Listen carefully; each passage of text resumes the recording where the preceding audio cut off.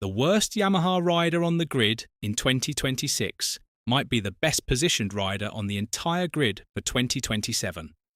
Not because Toprak Razgatlioglu is going to suddenly solve Michelin braking, but because the sport just started testing the tyres that replace Michelin. And Toprak already knows those tyres better than anyone currently racing in MotoGP.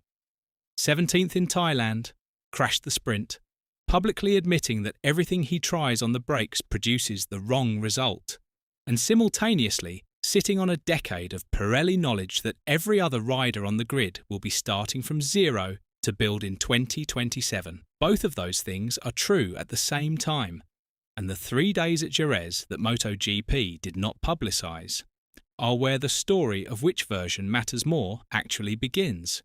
If you're serious about MotoGP, hit subscribe. We cover every race, every controversy, and every championship swing faster than anyone else. The Jerez test was not announced. 3 days, manufacturers, present prototype Pirelli compounds on 850 cubic centimetre machines being developed for a regulation era that does not yet exist in race trim. MotoGP's contract with Michelin ends after 2026, and the sport has committed to Pirelli from 2027.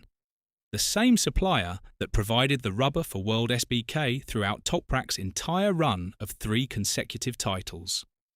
That detail is not subtle.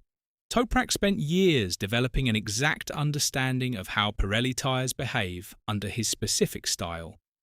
The extreme late braking, the aggressive corner entry, the willingness to take the rear to the absolute limit and trust it to hold. He built his entire identity as a rider on that understanding. He arrived in MotoGP and found Michelin rubber that responds to the same inputs in completely opposite ways, punishing the aggression that Pirelli consistently rewarded. And at Jerez last week, engineers were putting laps on the tyres that replace Michelin in the championship Toprak is currently trying to crack. The timing is either the most fortunate thing that could happen to him, or a variable complicated enough to make his situation harder before it makes it easier. If you're finding this breakdown useful, hit subscribe. It helps more MotoGP fans find the channel. To understand why 2027 matters so specifically for Toprak, you first have to understand what Michelin is doing to him in 2026. In Thailand, he was direct. If I try to be aggressive, the rear tyre locks up and I go offline. That sentence describes the precise inversion of what made him exceptional in World SBK. Petrucci, who tested the Yamaha, put it plainly. On a MotoGP bike, you can only brake in a stable position, and the technique that works on a superbike under Pirelli does not transfer.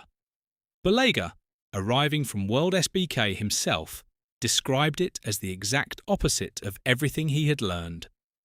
In superbike, aggression in the first phase of braking is what stops the bike. In MotoGP, that same aggression causes the failure. Toprak understands this intellectually. Dovizioso, one of the greatest late breakers in the history of the sport, has been working with him directly, breaking down the technique from first principles. And Toprak's own admission was the most honest thing said in the Thailand paddock all weekend. Dovizioso is explaining to me how to brake, and I understand him. The problem is when I try to put it into practice. He knows what needs to happen. His hands, built over a decade of Pirelli instinct and superbike muscle memory, have not caught up. That gap between intellectual understanding and physical execution at 300 kilometers an hour is what 2026 is exposing every single weekend. The 2027 regulations change how you evaluate that gap and whether Toprak needs to fully close it or simply needs to survive long enough for the landscape to shift around him. The machines at Jerez are not current MotoGP bikes with different rubber. The 850 cubic centimetre era is a fundamental reset. Smaller displacement, different power delivery. Machines engineered from the ground up around a package that does not yet exist in race configuration. The Pirelli compounds being developed are designed specifically for these new machines, which means nobody on the current grid has any established understanding of how the 2027 combination will actually behave under race conditions. Career knowledge of Michelin behaviour becomes less transferable. Set-up baselines built over years of data get thrown out.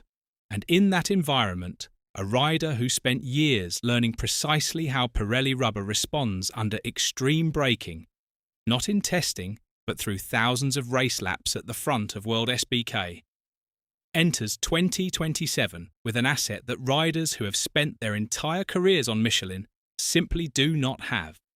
Petrucci said exactly this in Thailand.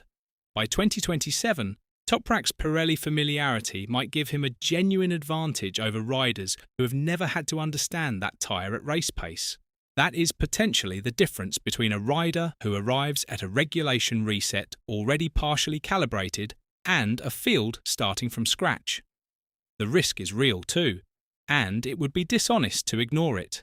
If the 850 cubic centimetre machines require a riding style that neither Toprak's superbike instincts nor his developing MotoGP technique prepares him for, then 2027 is not a reset. It is a third adaptation stacked on top of the two he is already managing. Pirelli knowledge is only an asset if the next generation MotoGP machine responds to Pirelli the way the World SBK machine does.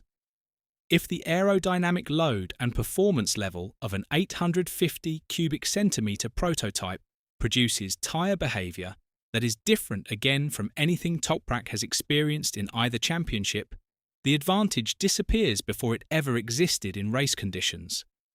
And there is a version of this story where 2026 is not a transitional year that ends with Toprak better equipped for 2027.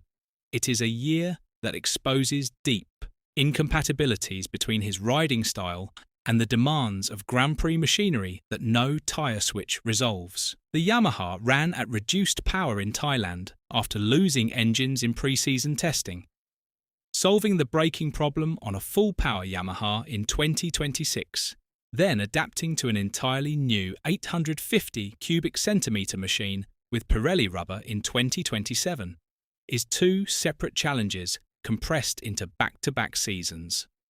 The Jerez test is not confirmation that 2027 saves Toprak.